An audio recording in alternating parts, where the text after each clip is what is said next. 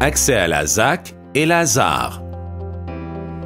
Un plan de biosécurité efficace débute par la gestion de l'accès à la ferme. Pour ce faire, il est recommandé de délimiter le périmètre du site et d'indiquer clairement l'entrée à utiliser. L'accès au site doit être fermé et idéalement barré. Une entrée distincte pour les camions de récupération des animaux morts est recommandée. L'accès des employés, des visiteurs, de la famille, du personnel de service et de livraison doit être contrôlé, puisqu'il représente un risque d'introduction de pathogènes dans la ferme. Il est nécessaire d'obtenir l'autorisation du producteur pour accéder au site. Le visiteur doit informer le responsable de l'heure de son arrivée afin de pouvoir entrer dans la zone d'accès contrôlée. Les zones de biosécurité entourant la ferme se divisent en deux zones distinctes.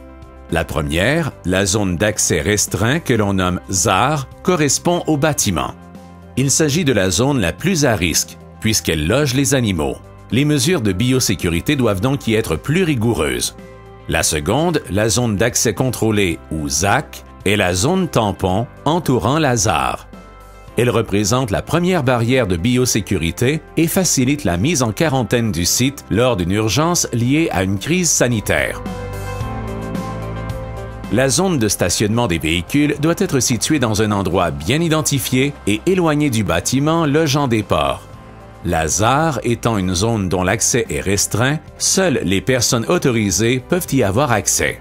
Il est donc essentiel que l'entrée soit barrée en tout temps et qu'un protocole de biosécurité soit clair et visible.